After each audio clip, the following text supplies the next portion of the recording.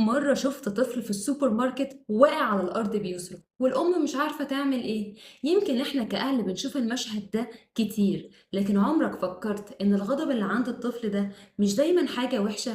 النهاردة هقولكم إزاي نفهم غضب ولادنا ونحوله من الانفجار لأداة قوة. بس الأول محتاجين نفهم ليه الطفل أصلا بيغضب.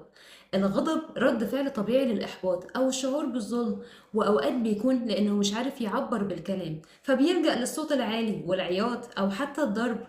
المخ عند الطفل لسه مطورش فرامل كفاية علشان يوقف اندفاعه. طيب نعمل ايه بقى معاهم كأهل علشان نساعدهم يتعاملوا مع غضبهم ده بشكل سليم؟ في قاعدة مهمة قوي نطبقها، وهي قاعدة اسمها أنا شايفة.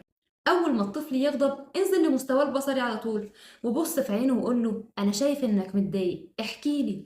ده بيطمنه وبيحسسه إنك مش ضده وبيهدي حدة الانفعال عنده. مهم قوي نخصص ركن في البيت فيه أدوات نقدر نستخدمها فنحس إننا بقينا أهدى، زي مثلا لعبة بيحبها، زي كتاب بيحب يقراه، صورة حلوة بيحب يتفرج عليها، أو حتى ساعة رملية ممكن مثلا يبص لها وهي بتتحرك علشان يهدى. لما يغضب اقترح عليه يروح في الركن ده بدل ما تدخل معاه في صدام.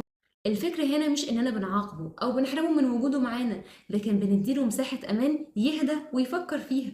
نقدر نعلمه لعبة بدل الفعل، يعني مثلا لو بيضرب قوله بدل الضرب وريني إزاي تقدر تعبر بإيدك عن الغضب من غير ما تستخدم إيدك في حاجة مؤذية ليك أو للي حواليك. ممكن مثلا يلعب رياضة يبقى فيه كرة مطاطية كده يمسكها، أو تمارين بتقوي عضلات الإيد بنية إنه يفرغ الغضب ده.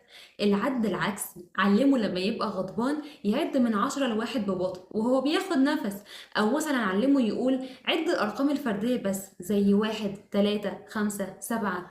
ده بيكسر سلسلة الانفعال وبيدي فرصة لعقله إنه يفكر ويهدى. بعد ما يهدى بقى ناقش الموقف بهدوء، ايه اللي ضايقك وايه ممكن نعمله المرة الجاية علشان ما توصلش للحالة دي.